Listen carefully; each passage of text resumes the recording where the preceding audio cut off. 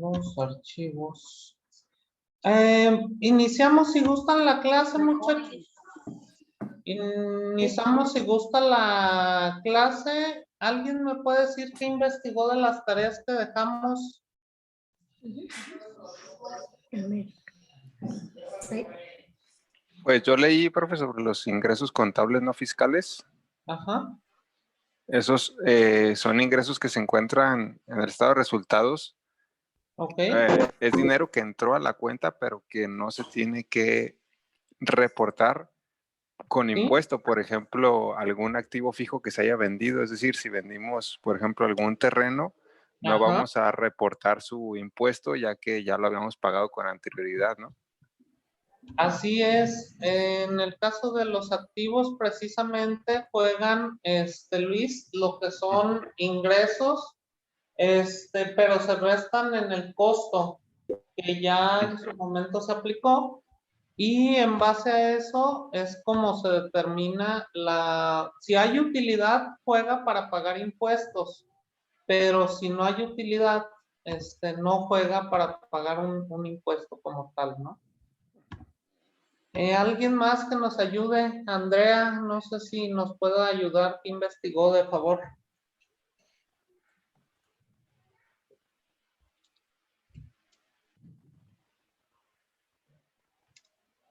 No está ahorita Andrea, entonces nos pasamos con Marta. No sé si usted nos puede ayudar, de favor.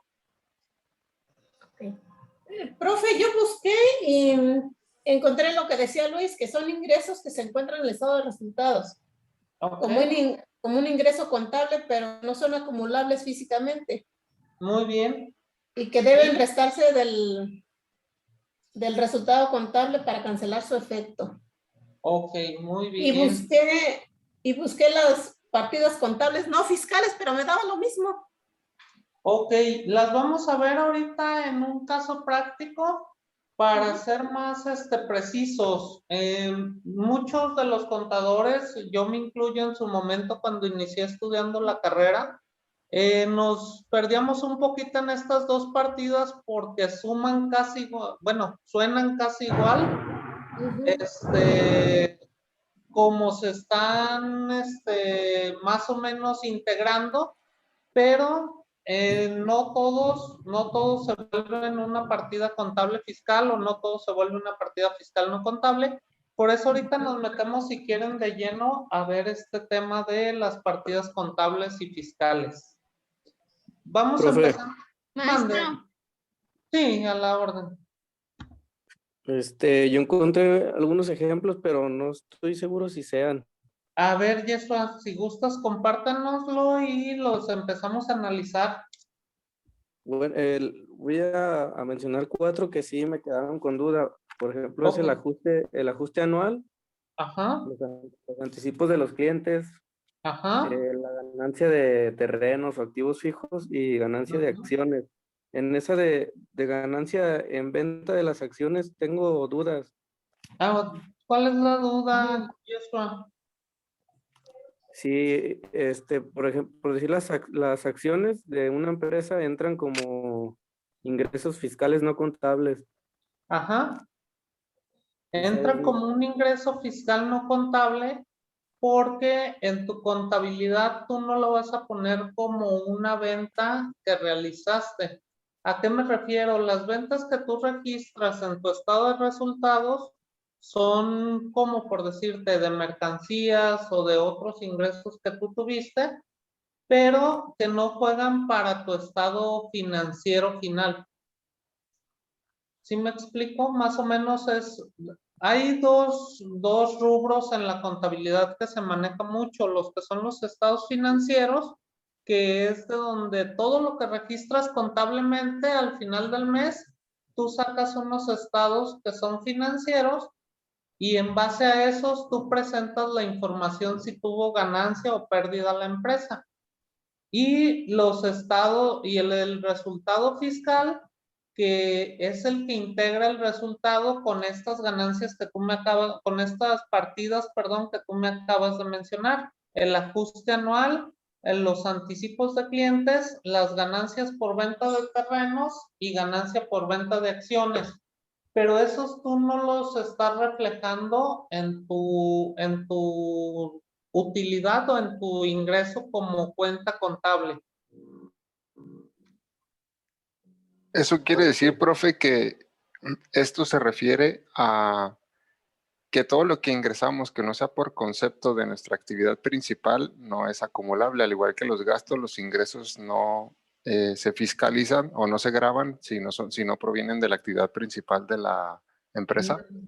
No es así más o menos el tema, es estas partidas en particular se vuelven fiscales. O sea, ¿qué hablamos con partidas fiscales? Que están automáticamente adheridas a gravar impuestos. Tú puedes vender lo que comentábamos el día de ayer, tú puedes vender otros ingresos, ejemplo, lo que comentábamos, la chatarra, y tú lo metes como un ingreso extra, un ingreso adicional, aunque tú no te dediques a vender chatarra. Lo que juegan en estas partidas son partidas que el gobierno impuso porque la gente no las estaba considerando para pagar un impuesto. Ok, solamente hay que reportarlas por obligación. Ándale, son partidas que se reportan a Hacienda, pero que la gente no las consideraba en su contabilidad. Ok. ¿Sí? Si gustan, nos quedamos con ese concepto. Ahorita vamos a entrar más a detalle en lo que es la aplicación y vamos a ver un ejercicio de la declaración anual y espero les quede un poquito más claro ya con números. Pasamos a la siguiente lámina. Vamos a ver lo que es la determinación del resultado fiscal. La determinación del resultado fiscal del ejercicio se determina como sigue. Se obtiene la utilidad fiscal disminuyendo de la totalidad de los ingresos acumulables obtenidos en el ejercicio las deducciones autorizadas por este título y la participación de los trabajadores en las utilidades de las empresas pagados en el ejercicio según el artículo 123 de la Constitución Política de los Estados Unidos. ¿Qué nos dice que es el resultado fiscal? Pues es 3 pasos. El poner o acumular todos nuestros ingresos, el restarle nuestras deducciones autorizadas, que ya vimos estos dos temas, y restarle lo que son la PTU que realmente entregamos a los trabajadores del año pasado.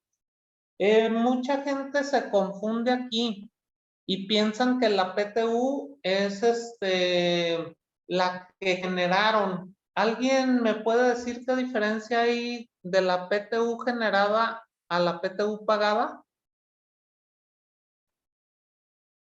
Salvador, si está por aquí, si nos puede apoyar, ¿qué piensa de ese tema?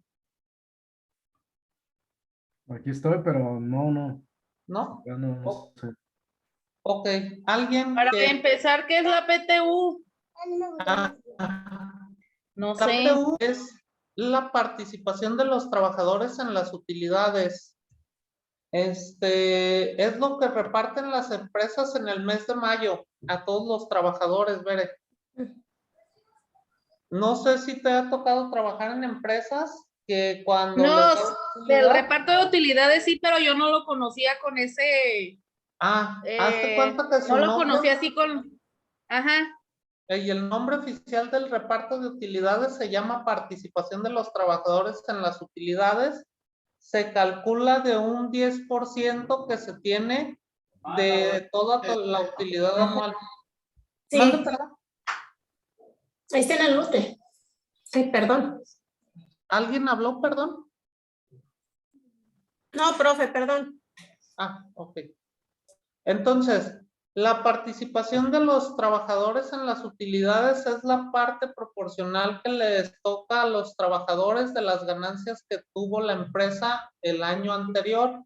Este reparto se hace por lo regular en el mes de mayo y se menciona que es el 10% de las utilidades que genere la empresa. Estos también se vuelven o se tienen que restar de los ingresos que acumule la empresa en el año porque es un beneficio que le da a los trabajadores. Siempre y cuando se le dé a todos, bueno, es por ley que le toca a todos los trabajadores esta participación en las utilidades. Volviendo al tema de qué es la PTU generada, es la PTU que se calcula para entregársele a todos los trabajadores que estuvieron en el año que se generó. Ejemplo, si un trabajador de una empresa estuvo todo el año 2020 y en marzo del 2021 se calcula Es la junto con PTU. el anual, la PTU. Mande, perdón. PP es PTU. Ah, Bien, Bere, buscando en Google. O sí, tengo Sí. que informarme, ¿no? Sí, haces bien, Bere. Este tema de la PTU les comentaba, es el cálculo que se hace, que realiza la empresa y se los entrega a los trabajadores. La PTU generada es el cálculo total de todo, a quién le toca PTU. Y la PTU pagada es la que realmente se le entregó a los trabajadores. Les pongo un ejemplo, si un trabajador nada más duró 6 meses en el 2020, le toca PTU por ley de esos 3 meses proporcional, pero si ese trabajador no se presenta a reclamarlo a la empresa, esa PTU, se pierde automáticamente el trabajador de ese derecho por no ir a reclamarlo y se crean, pues esa PTU que no reclama, que se acumulan para el siguiente año para los trabajadores. Entonces, esa es la diferencia que tenemos entre PTU generada, que es la que se calcula para darle a todos los trabajadores, y la PTU pagada, que es la que realmente los trabajadores van y cobran. ¿Sí queda claro el concepto? Sí. Sí, Profe, pero también se toma en cuenta el salario de cada colaborador, ¿no? Sí, en la PTU hace cuenta que se entrega en 2 formas. Dependiendo del salario, es el que gane más le toca más proporción, el que gane menos le toca menos proporción, y la antigüedad. Si una persona ya tiene, por decirte, 10 años, le va a tocar más en proporción que una persona que acaba de entrar ese año y que le tocó PTU. Pero eso es por decir, yo estuve en una empresa donde en el año nos dieron como 9,000 pesos, pero fue para todos. Ahí sí no tomaron en cuenta. Por eso mi pregunta que si es como una política de la empresa o es por ley o Mira, ahí cómo se lleva. sí, Yeshua, te comento, por lo regular las empresas están obligadas a dar esta PTU según el artículo 123 constitucional. Muchas de las empresas lo que hacen, evitan tener utilidades como tal en la empresa. ¿Por qué? Porque no quieren pagar impuestos y hacen que se les refleje pérdida en los estados financieros, que vamos a ver ahorita las pérdidas. Y lo que hacen es mejor entregan un bono al final del año, o ese bono de 9,000 pesos, que ese lo cambian de concepto, no lo dejan como si fuera PTU generada, sino lo dejan como un bono anual. Y eso es mucho de lo que hacen las empresas laboralmente, que está malamente realizado, porque muchas empresas ya no querían entregar PTU a los trabajadores. Por eso les tocaban 9,000 pesos a todos parejos, Yeshua. Ok, nomás que me acuerdo muy bien que en la nómina sí venía reflejado con esa deducción de PTU. De PTU. Ok. Ese es otro de los conceptos que malamente hacen las empresas, porque la PTU debe de ser un cálculo exacto. Es muy raro que te toquen cantidades cerradas, Yeshua. Como es un cálculo de las utilidades que tuvo la empresa el año pasado, en la empresa es muy raro que diga, ¿sabes qué? Mi utilidad fue de 9 millones cerradas porque vamos a repartir 900,000 pesos de PTU. y tenemos 10 trabajadores, ¿no? O 100 trabajadores y a cada uno le van a tocar 9,000 pesos.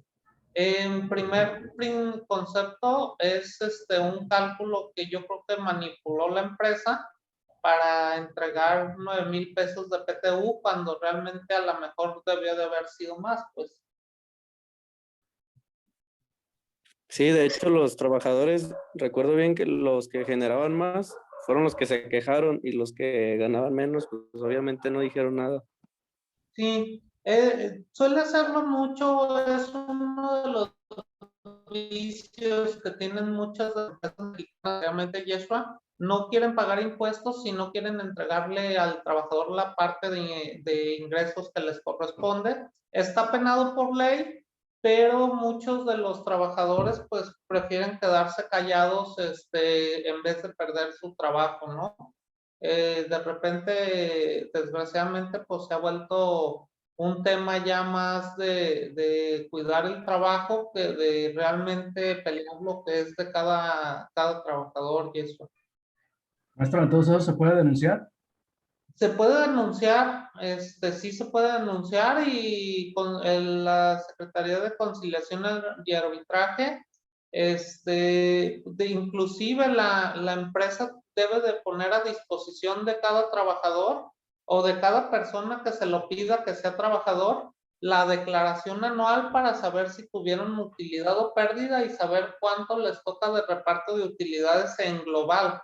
Porque el cálculo a cada uno, pues nada más la persona que lleva nómina se va a enterar de que, ¿sabes qué? Gana esto, gana, o al menos que tú supieras, Salvador, cuánto ganan toda la gente y cuándo entró cada gente, tú puedes hacer el cálculo por fuera de la utilidad que les toca repartir y cuánto le va a tocar a cada persona. Ok, gracias. De nada. ¿Alguna otra pregunta, muchachos? Bueno, continuamos entonces en el tema de determinación del resultado fiscal. Les comentaba, la determinación del resultado fiscal son los ingresos acumulables menos las deducciones autorizadas menos la PTU que se entregó o pagó, que realmente los trabajadores fueron y reclamaron. A la utilidad fiscal del ejercicio se le disminuirá en su caso las pérdidas fiscales pendientes de aplicar. ¿Qué es esto? Cada ejercicio ustedes van teniendo ya sea una utilidad o una pérdida. Hablamos de que si a ustedes les va bien en su empresa, venden mucho, van a tener una utilidad en su empresa al final del año. Pero resulta, y les pongo el caso más reciente que les ha tocado vivir a muchas empresas, que llega una pandemia en 2020, a lo mejor ustedes en 2019 abrieron su empresa, tuvieron 100,000 pesos de utilidad, pero llega el 2020 y tienen una pérdida alrededor de 200,000 pesos por la pandemia. Al momento de que ustedes hagan el cálculo del año 2021, si se les reflejara una utilidad, esa pérdida del año o del ejercicio anterior se tiene que aplicar al ejercicio siguiente, o sea, 2021. Se aplican esas pérdidas y lo menciona que debe de aplicarse al siguiente ejercicio posterior de cuando se genere la pérdida, al menos que se genere otra pérdida. Si les vuelve a dar pérdida en el año 2021, hasta cuando les dé utilidad, así sea en el 2022, 23 o 24, hasta el año que les dé utilidad se tienen que empezar a aplicar las pérdidas y deben de aplicar del primer año que les dio la pérdida. Ejemplo, ustedes les dio pérdida en 2020 y 2021 y en 2022 les da utilidad, ustedes tienen que aplicar primero la pérdida del 2020 y después tienen que aplicar la pérdida del 2021 en el ejercicio 22. ¿Sí más o menos les queda claro el tema de las pérdidas fiscales? Andrea, no sé si ya regresó. No, aquí estaba, maestro, nada más que no estaba hablando, pero no prendí el micrófono.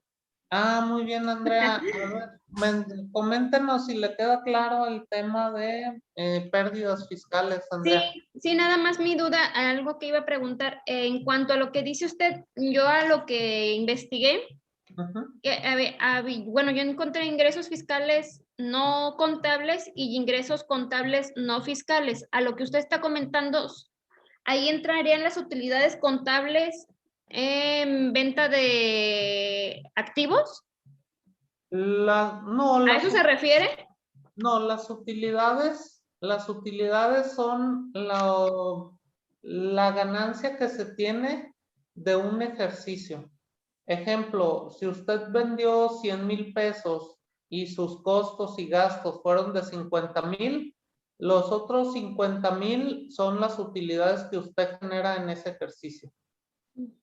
De esas utilidades se le saca el 10% y son las que estábamos comentando ahorita, que son el 10% es el que le toca la participación de los trabajadores.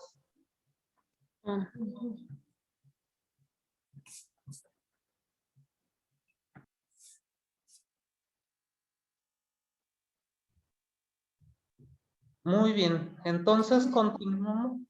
Perdón, ¿alguien habló? Bueno, continuamos.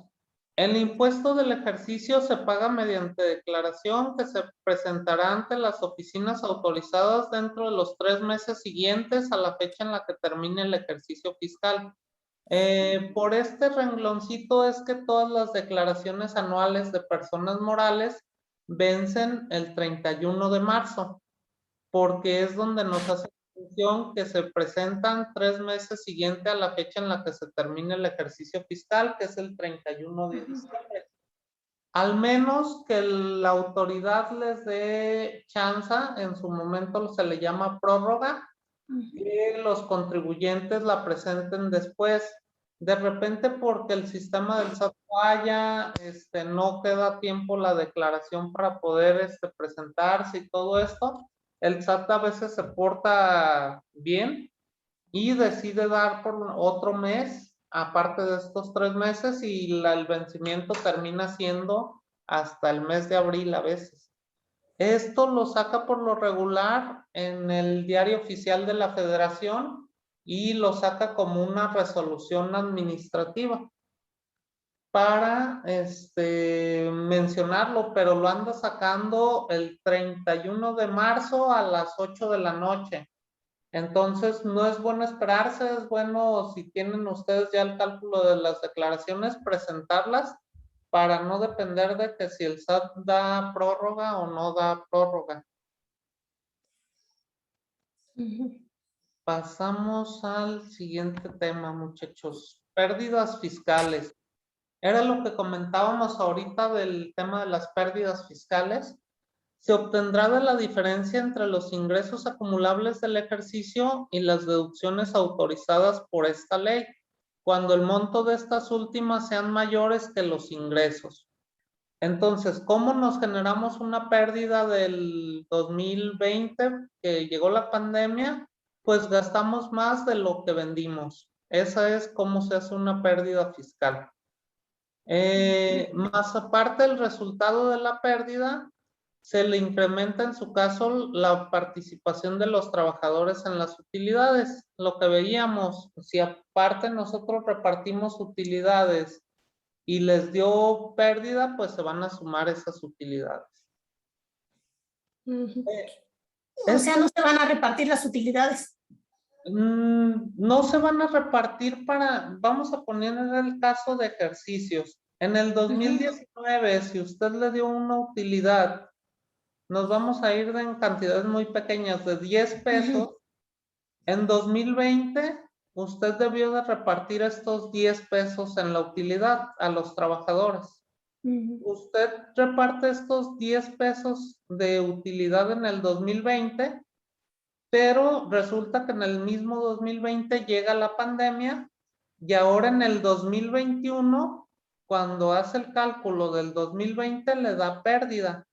Entonces, usted va a sumar la pérdida del 2020 que calculó en el 2021 más esos 10 pesos que usted le repartió a los trabajadores del 2019 y que se los entregó en 2020. Entonces, en 2021 usted tiene el cálculo de lo que es la pérdida del 2020 más lo que usted repartió de utilidades en el ejercicio 2020 que correspondían al 2019. Entonces, se va a aumentar más la pérdida. En este ejemplo, supongamos que si la pérdida era de 50 pesos, se le suman los 10 pesos que repartió usted de utilidad y termina teniendo una pérdida de 60 pesos, pérdida fiscal. Menciona que esta pérdida se deprecia o se puede amortizar en los próximos 10 años. Lo que veíamos, si su pérdida fue de 2020, tienen hasta el 2030 para acabar con ella. Si en los 10 años les da pérdida, va a perder su efecto la del 2020 y se van a quedar con la del 2021.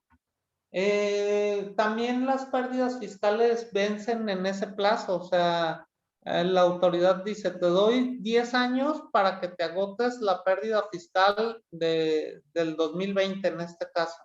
Si en 10 años tú no te la pudiste acabar, tu pérdida va a pasar a ser algo que ya no vas a poder cobrar. Queda obsoleta en este caso y ya nada más vas a tener la del 2021. ¿Alguna duda en esta regla, muchachos? O sea que la deduces en los 10 años, la amortizas en los 10 años. Más bien la vas amortizando hasta acabártela, pero tienes 10 años para hacerlo. O sea, si te la acabas el primer año, ya te la acabaste. Y tomas la del siguiente año, si traes el siguiente año pérdida. Pero si te la acabaste ya el primer año, ya te la dedujiste y ya los otros 9 tú tienes que declarar si te da utilidad, tienes que pagar tus impuestos. Si te da pérdida, o sea que todos los años te empieza a dar pérdida hasta el año que te da utilidad, es cuando tú te empiezas a amortizar la primer pérdida. Te voy a poner el caso, Salvador, de lo que son las empresas de agave, porque yo estuve en una de ellas. Las empresas de agave giman a los 7 años el agave. Creo que la mayoría conoce un poco del tema. El agave se gima hasta los 7 años. El primer año ellos empiezan a meterle gasto, el segundo año le empiezan a meter gasto, el tercer año, el cuarto, el quinto, el sexto. Todos los años, los 6 años es meterle gasto a la plantita. El séptimo año es cuando ellos deciden tener el ingreso de vender la plantita, pero ellos tienen que restarse las pérdidas que tuvieron de los 6 años anteriores. Maestro, ¿y son acumulables? Son acumulables hasta por 10 años también. Por ejemplo, entonces, si en 7 años vendría pagando, de aquí a un periodo de 7 años, estaría pagando la del 2021 en el, bueno, en el 2000, la del 2020 en el 2027. Sí, estarías acumulándotela, no es pagando, es a tu favor. Las pérdidas. Tendría que estar presentando cada año su declaración, ¿no? Aunque sea Declaración, ajá. Así es, la declaración anual es donde usted va a decirle a Hacienda, sabes que el primer año yo tuve pérdida, hablamos del 2020, tuve pérdida este año, también el segundo año, que es el 2021, tuve pérdida y así se van los 6 años. Y al séptimo año que vende usted su plantita o su agave o lo que se dedique a vender, dice, ahora sí, yo vendí 1,000,000 de pesos, pero traigo pérdidas acumuladas de los 6 años. Si las pérdidas suman 900,000 pesos, ya nada más se le va a calcular el impuesto sobre 100,000 pesos. Okay. ¿Sí? Y se toman hasta 10 años esas pérdidas.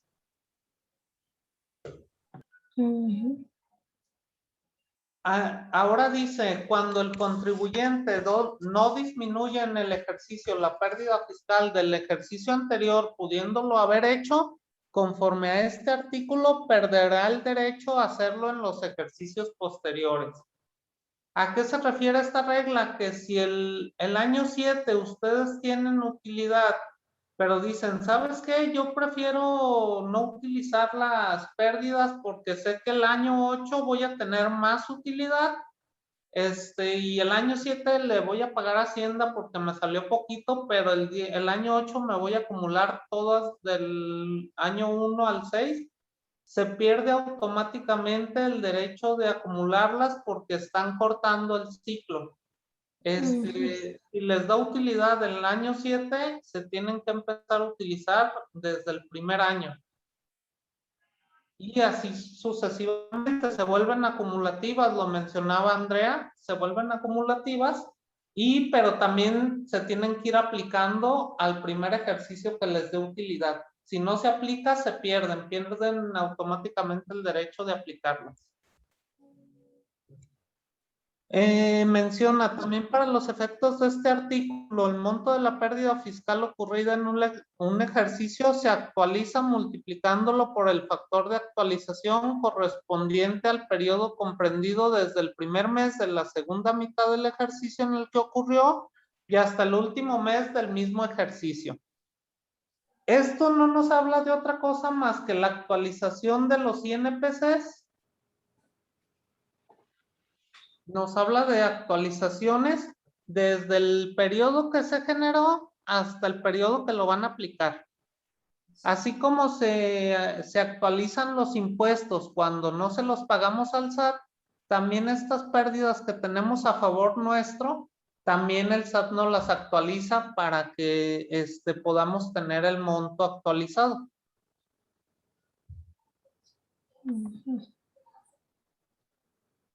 ¿Qué es la CUFIN? La cuenta de utilidad fiscal neta. Para los dispuestos de este artículo, se considera utilidad fiscal neta del ejercicio la cantidad que se obtiene de restar el resultado fiscal del ejercicio, el impuesto sobre la renta pagado en los términos del artículo 9 de esta ley. El importe de las partidas no deducibles para efectos de dichos impuestos, excepto las señaladas en las fracciones, creo que es fracción 8 y 9 del artículo 28 de la ley. ¿Ok? ¿Qué son la cuenta de utilidad fiscal neta? Pues es nada más el tener el impuesto, la utilidad más que nada, restándole lo que fue el impuesto. O sea, si ustedes tuvieron una utilidad de 10 pesos, les tocó pagar un peso de utilidad, los 9 pesos es lo que le queda o lo que le llaman cuenta de utilidad fiscal neta. No es otra cosa, nomás que se vuelve un poco rembombante ahí el término, ¿no? ¿Qué es la CUCA? La CUCA son las aportaciones de capital que se hacen, pero no nomás las aportaciones que hacen los socios, sino se suman las primas que se tienen por suscripciones a acciones, se reducen las reducciones a capital y se actualizan. ¿A qué va enfocado la CUCA? Va enfocado a tener las aportaciones de capital o las acciones que se tienen en la empresa que se tengan con un saldo real. Como ya lo habíamos mencionado en clases anteriores, nuestro dinero es muy variable según la inflación. Como por ejemplo, lo que usted les alcanza a comprar un peso el día de ahora con no sé, se van y se compran una paleta, dentro de 10 años ya no les va a alcanzar para comprarse esa paleta. Se tiene que estar actualizando el valor de nuestro dinero para poder estar actualizado que realmente cuánto es lo que vale nuestro dinero de las empresas. Y esto es lo que pasa, las aportaciones que hacen los socios se están actualizando con esta formulita para estar con el valor actual del valor de mercado de nuestro dinero. Mencionaba yo también que no es lo mismo el valor que se tenía hace 20 años, valor adquisitivo, de decir, ¿sabes que yo tengo 10 pesos y me alcanzaba para irme a la tienda y surtirme de dulces? Cuando ahora 10 pesos pues no me alcanzan y ni siquiera casi me quieren dejar subir al camión o no me alcanzan ni más que para una paleta, pues. Y dentro de 10 años hacia adelante a lo mejor ya no me va a alcanzar ni para esa paleta. Entonces es el valor que se le va dando al dinero y es al igual que las aportaciones que tienen las empresas como de acciones, se van actualizando. ¿Cómo se hace? Pues se suman las primas de suscripciones de acciones y se reducen de las reducciones. O sea, si alguien sacó sus acciones de la empresa, pues esas ya no se van a actualizar porque ya son acciones que la empresa no cuenta, ¿no? ¿Alguna duda, muchachos, aquí? No. Ok, No. vamos a pasar a ver lo que es un poco, voy a dejar de compartir aquí, a ver, vamos a pasar a ver lo que es un poco el caso práctico.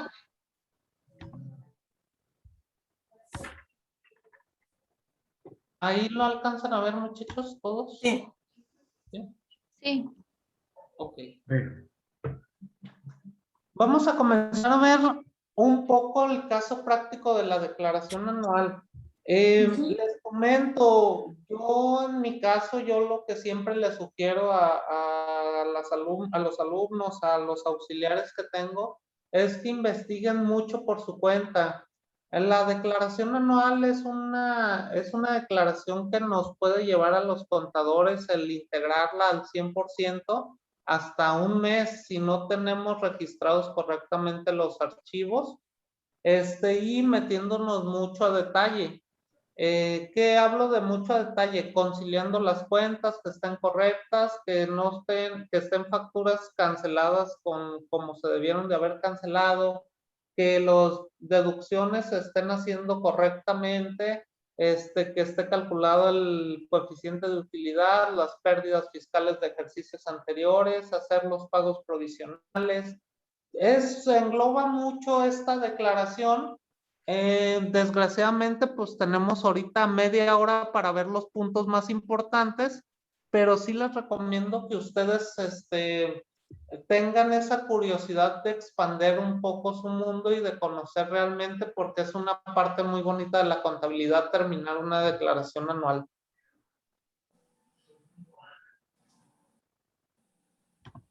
Comenzamos, si gustan, con lo que son los ingresos. Vamos a ver cómo se lleva más o menos el proceso de una declaración anual. Se ponen lo que son los ingresos de la empresa. Estábamos hablando de ingresos por venta de agave, que es el caso que tuvimos la vez pasada también. Y otros ingresos. Si se fijan, aquí está dividido dos conceptos: ventas de agave por suministro y ventas de agave de predios. Al final de cuentas son ventas de agave, ¿no? La suma de los dos. Pero hay que tener bien identificados los conceptos. Por ejemplo, el suministro en esta empresa era el agave comprado y el agave de predios era el agave que vendía como tal, ¿no? Los hijuelos pues son las plantitas del agave y pues eran otros ingresos como tal. Bueno, lo metíamos como ingresos porque era dentro de la actividad. Aquí tenemos identificado del lado derecho. En lo pintado en morado lo metíamos como ingresos propios. Lo pintado en color como marrón bueno, en el otro color era lo que poníamos como otros ingresos, ¿no? La suma de estos dos nos daban los ingresos totales. Y acá teníamos la suma de todos los ingresos, ¿no? Se le restaban los descuentos, devoluciones y rebajas. ¿Por qué restábamos los descuentos? Porque lo vimos en la clase pasada de las deducciones, que los descuentos es una deducción que se tiene que restar. Entonces, aquí mismo se aplicaban estos descuentos para tener el saldo real de lo vendido. Esta era la principal o la gráfica de los ingresos. Este es un adelanto de lo que veíamos, anticipos de clientes de años anteriores que habían realizado un anticipo y el ajuste anual por inflación. Los ingresos acumulables para ISR, pues estábamos hablando que eran 323.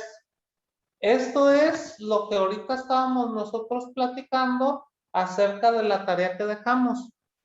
¿Qué son ingresos acumulables para contables, perdón, no fiscales, y fiscales contables, ¿no? Unos se suman y otros se restan al resultado final de la declaración.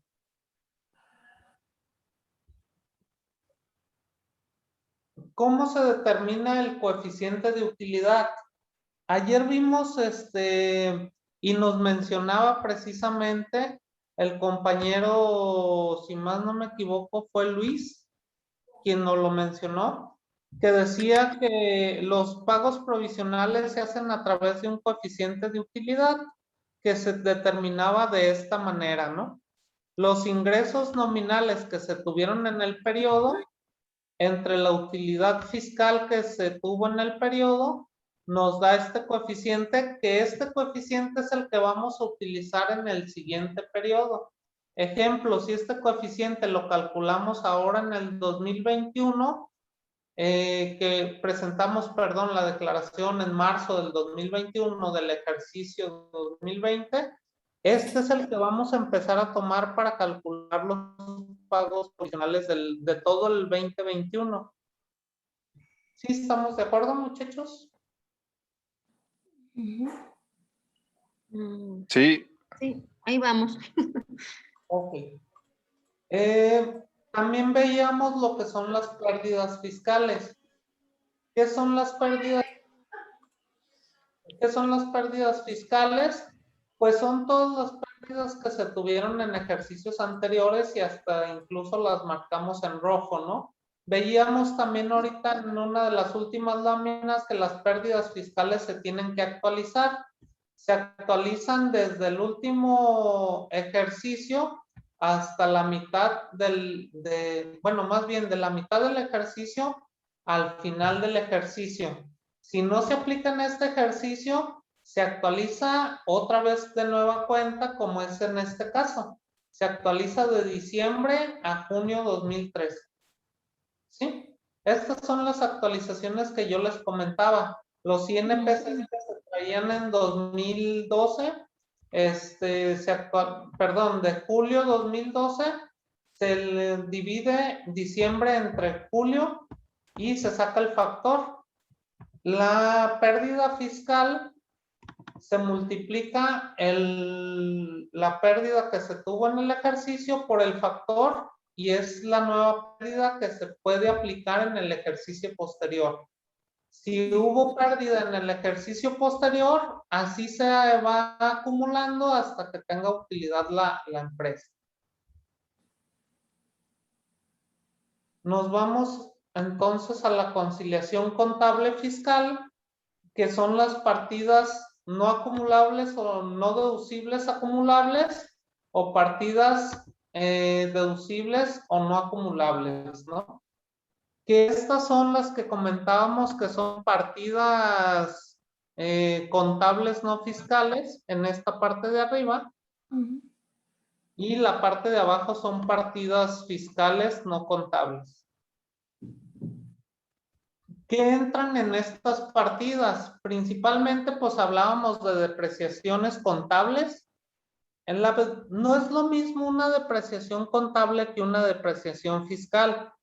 Las depreciaciones contables por lo regular es lo que vamos depreciando mes con mes. Ejemplo, veíamos que las depreciaciones se hacen de automóviles, se hace al 25% anual. O sea, en 4 años acabamos de depreciar el vehículo.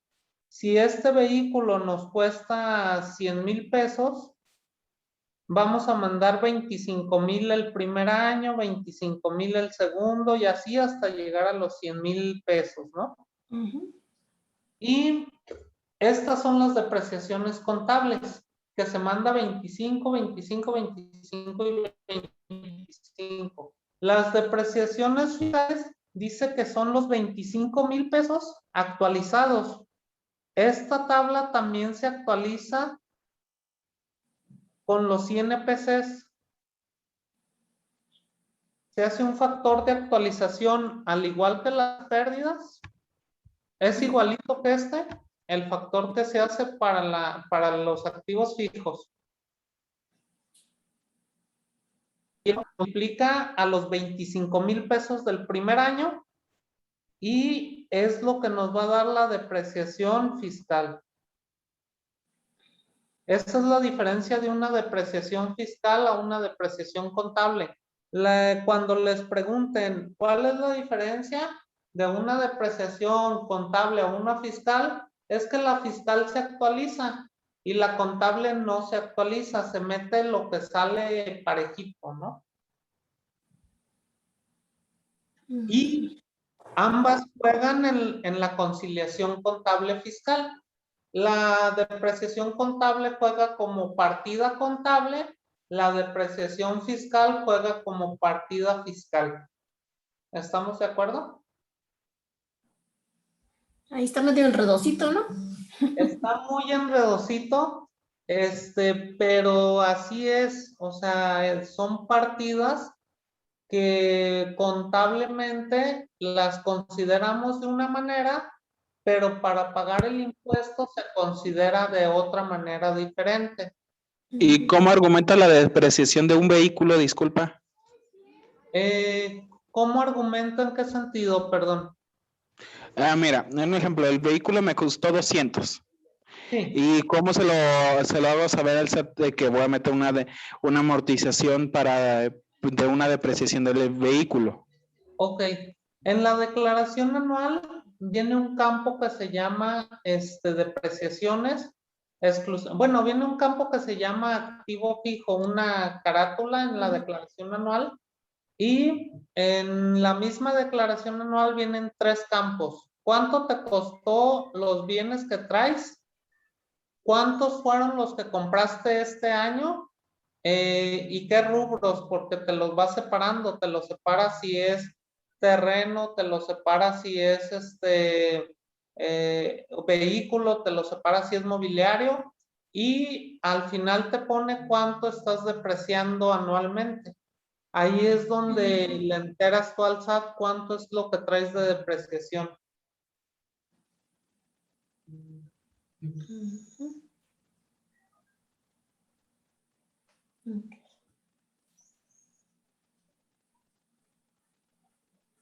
Y es como el SAT, bueno, hay 2 formas de que el SAT se da cuenta. Al final de cuentas, todas las facturas también están timbradas en AIDO.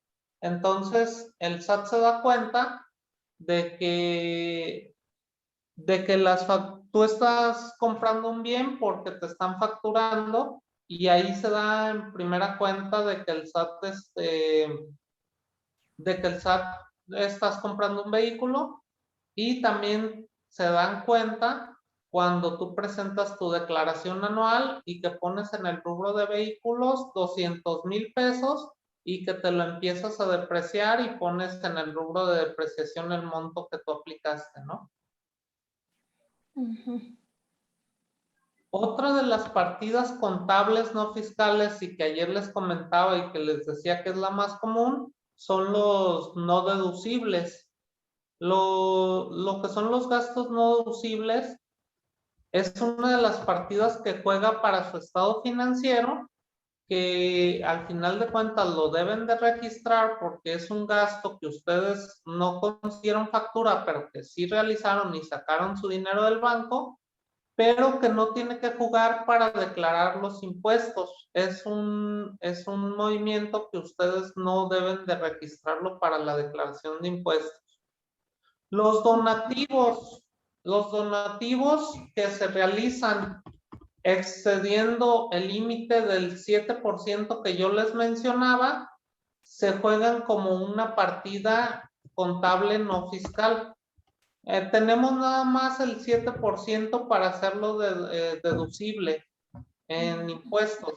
Si ustedes donan más de ese 7%, se vuelve como parte de un no deducible y por ende no juegan en lo que son las partidas para el cálculo fiscal. Y bueno, en el caso de los agaves son no deducibles, que integra también este rubro de plantaciones. Los pasivos que se le pagan a personas físicas, a sociedades civiles, asociaciones, lo que yo les comentaba, las asociaciones juegan en base hasta que le pagas el dinero, ellos lo acumulan. Entonces ustedes tienen que hacer deducible la partida hasta que le pagan a las personas físicas, a sociedades civiles o a las asociaciones. El SAT no permite y dice, ¿sabes que tú eres persona moral y tú te puedes hacer deducible ahorita el gasto con la factura, pero la persona física lo va a acumular hasta el siguiente año? El SAT dice, ¿sabes que hasta que lo acumule la persona que está teniendo el ingreso, tú lo vas a poder deducir como tal, ¿no? El ajuste anual por inflación, el que sea acumulable. Y bueno, otros gastos no deducibles como tal, ¿no? Que ya veíamos. Gastos anticipados por seguro también se tiene que quitar. Ejemplo, si tú pagas un seguro de tu vehículo que va a durar 12 meses ese seguro y lo pagas en el mes de diciembre, tu plazo del seguro va a vencer hasta el noviembre del siguiente año.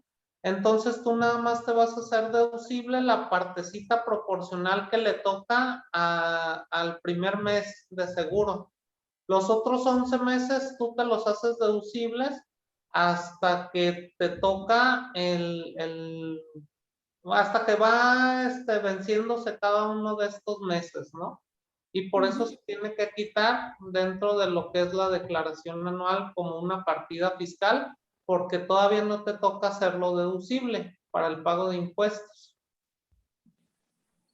Y en las partidas que son fiscales no contables, pues la principal es lo que les comentaba, las depreciaciones fiscales, que son las depreciaciones contables actualizadas. Otro de los comunes es los pasivos que te quedaron a deber las personas físicas y las sociedades, también no van a jugar porque todavía no los pagas. Así como los ingresos que tú no acumulas porque no te los pagaron, así también los pasivos, ¿no? Tanto activos como pasivos juegan para acumular o no acumular si la persona de enfrente los está acumulando o no. Y los anticipos a clientes. Lo que veíamos que los anticipos a clientes, pues se quitan de lo que son las partidas fiscales no contables para que nos dé un resultado fiscal. Este es el resultado que nos da en la declaración anual y está digerible al 100%, ¿no? Vamos a tomar nosotros de nuestro estado de resultados que saquemos de la empresa, vamos a tomar el resultado fiscal de la utilidad. Vamos a sumarle, perdón, las partidas o conceptos no deducibles que se vuelvan acumulables y vamos a restar los conceptos deducibles. O sea, vamos a sumar lo que son partidas fiscales y vamos a restar las partidas contables. A esto nos da una utilidad fiscal, que la utilidad fiscal es lo que dice aquí del lado derecho. Al resultado que nos den el ejercicio, se le van a sumar los fiscales, se le van a restar los contables.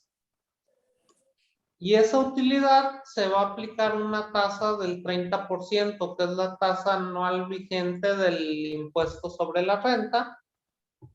Y ese impuesto es el que nos va a dar causado en el ejercicio, que sería el resultado fiscal por la tasa.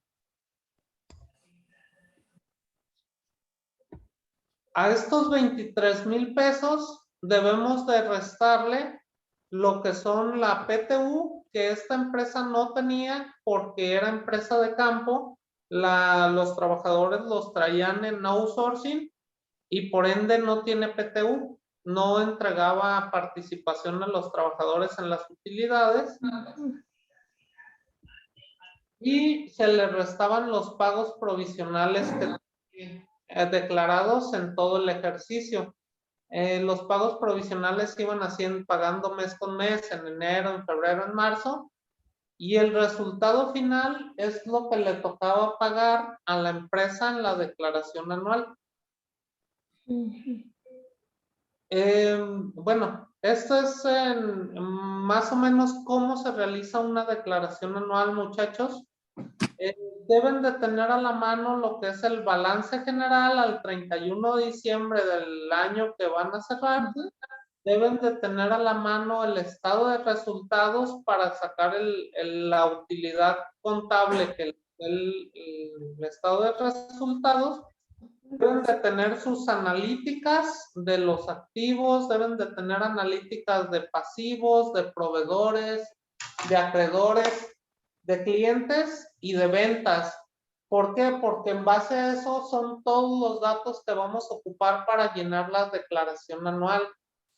Y tener mucho cuidado en el vaciado, porque de repente en la declaración anual nos pone como ejemplo se llenan campos automáticamente. Si ustedes llenan, por decir, el campo de utilidad contable, automáticamente lo va a jalar él en otro campo. Entonces, probablemente puede de que no les cuadre al final de cuentas la utilidad si no revisamos bien todos los campos y llenamos correctamente la declaración anual, muchachos. A grandes rasgos teníamos media hora para ver un tema de declaración anual. Se los quise explicar un poco rápido. No tenemos mucho tiempo, pero les doy la noción más o menos qué es lo que venimos haciendo para hacer una declaración anual. Yo me llevé para sacar mi primera declaración anual alrededor de un año desde que empecé a estudiar contabilidad. Y me costó mucho trabajo, en serio, el aprenderme todos los conceptos, el saber qué va en cada campo. Lo que me resta decirles a ustedes, pues es que ustedes como alumnos traigan la espina de querer aprenderlo y de querer saber, y que no se queden con esto tan amplio que yo les acabo de decir, sino que profundicen un poco en cada uno de los conceptos. Si tienen dudas, tienen mi número de celular de todos modos también, y podemos ver hasta conceptos más específicos, ¿no? Sí, y esta, profe, creo que este video, pues ya saben, queda subido mañana o pasado. Creo que es importante que lo volvamos a repasar para entender bien los conceptos, porque sí está algo, sí, mucha información, información, ¿no? La información, sí, es mucha información. Es mucha información. Yo sí se los comento, sinceramente, lo de una declaración anual para verlo en un día se me hace poco tiempo. Yo trato de explicárselo lo mejor que puedo a ustedes para que les quede por lo menos algo de cómo es lo que se maneja una declaración anual, ¿no? El otro caso es que me pude basar en teoría y decirles todos estos números en teoría, pero realmente la contabilidad pues son números, ¿no? Entonces les quise mostrar un poco de los números que se pueden llevar y que aunque se ven engorroso, una vez que ustedes se empiezan a meter, se vuelve adictivo esto de estar buscando las diferencias, se vuelve adictivo el querer presentar la declaración anual y se siente muy padre cuando realmente se termina una declaración anual, muchachos. Es una satisfacción de saber que realmente están rindiendo frutos los esfuerzos del estudio que tanto hicieron, ¿no? Maestro, también esto lo podemos buscar por decir en YouTube ahorita que todo se encuentra en YouTube, ¿no? Así es, Veré. Muchas de las cosas, yo te soy bien honesto, la contabilidad es tan amplia que difícilmente vas a hallar, ni los mejores contadores te saben decir al 100% todas las cosas. Son muchas cosas que se manejan en la contabilidad.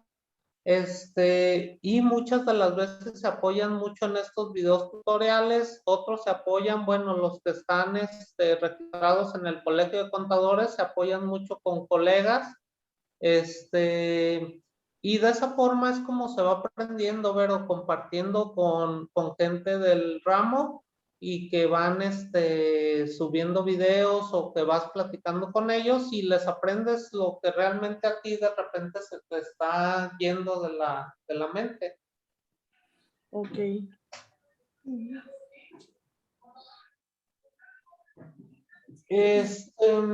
Ahora vienen nada más los avisos ya para cerrar la clase, muchachos. El próximo, creo que cerramos el próximo martes y creo que es la última clase que tenemos. Aquí voy a checar el horario. Denme nada más. Sí, creo que es el día 20 de julio. El día 20 de julio es el próximo martes. Creo que es la última clase que tengo con ustedes. Y me están pidiendo lo que es el examen. Vamos a tener un pequeño examen de 10 preguntas. Ay, no, porque es tan cruel. Usted diga que nos aplicó el examen y ya. Sí, pues mira, yo qué más quisiera ver, pero creo que se las voy a hacer un examen que no sea complicado para ustedes. Considero que ustedes lo van a poder resolver. Y vamos a tomar, yo creo, como 1 hora para realizar este examen. La media hora restante la vamos a dividir casi en 15-20 minutos. Va a ser los últimos 15 minutos, se los voy a calificar y les doy a la mejor la calificación de su examen, cuánto sacaron. Y los primeros 15 minutos vamos a ver nada más 3 temas que nos hacen falta de la materia como tal, que son régimen simplificado, régimen consolidado y resoluciones de facilidades administrativas. Bueno, son 4, régimen fiscal preferente y de empresas multinacionales. Los vamos a ver muy rápidos porque son temas que no se llevan mucho vaya, son temas muy extensos, pero que no son tan recurrentes que los contadores toquemos, pues ya los que trabajan en empresas transnacionales, pues a lo mejor ellos lo van a tocar más, pero la mayoría de nosotros pues no nos ha tocado. Entonces, así es como vamos a dividir la siguiente clase, muchachos, para que estén un poco atentos. Las preguntas las voy a hacer en un formato Word, lo voy a proyectar así como estoy proyectando el Excel. Ustedes las copian en un cuaderno o si tienen, bueno, en la computadora, si tienen computadora, si no, si se les dañó el teclado o tienen problemas, hasta en un cuaderno. Y me las van a hacer llegar por correo. Por mi correo se los voy a pasar al inicio de la siguiente clase. Y con eso vamos a cerrar la materia, la próxima clase, muchachos. No sé si tengan alguna duda. Entonces ya nomás nos queda una clase o 2. Tengo entendido que es una clase, Veré, el día 20 de julio nada más. Fue como me lo puso aquí control escolar. Maestro, ¿me puede volver a repetir lo que vamos a ver en la próxima semana? Sí, con gusto. Vamos a ver. Déjame abro aquí el programita porque lo había cerrado. Vamos a ver resoluciones de facilidades administrativas. Régimen simplificado. Régimen de consolidación fiscal. Y régimen fiscal preferente de empresas multinacionales. Vamos a darle un entre, vamos a poner casi el concepto nada más de estos 4 régimen. No tiene caso que ondemos, no se preocupen, no va a venir nada de estos 4 temas en el examen. Nada más quiero que lo toquemos porque está dentro del programa y no quiero que se queden sin verlo. Maestro, ¿y qué sí va a venir en el examen? Porque ahora sí que es muy amplia la información que nos ha dado hasta ahorita y ahora sí saber en qué, o sea, en qué Ok, enfocarnos. Sí, van a ser todos, van a venir como por ejemplo el concepto de ingresos, egresos, lo de la primera clase que vimos, quiénes están sujetos al impuesto del ISR, qué es un establecimiento permanente, cuál es la base o la tasa de impuesto del ISR. Cositas que vimos y que ustedes a lo mejor recuerdan, no les voy a poner que me hagan un cálculo anual, pues obvio no, pues, pero sí voy a ponerle más como conceptos básicos de los que vimos, pues. Ok. Y van a ser los más básicos, digo, no les voy a preguntar, como por ejemplo vimos lo que son enajenación de acciones a costo fiscal. No me voy a meter tanto en ese tema porque pues es un tema muy amplio que también no tiene sentido para que ustedes no se estresen tanto estudiando, pero sí quiero que se lleven los conceptos básicos por lo menos de estas clases. Ok.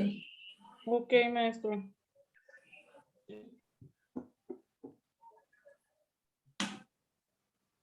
¿Alguna duda, muchachos? ¿Alguna pregunta? No, todo bien de mi parte, profe. Gracias. No, pues a ti, Luis, muchas gracias. Discúlpenme de nueva cuenta. Les digo, me venía yo del trabajo y desafortunadamente me tocó la lluvia muy fuerte, mucho tráfico.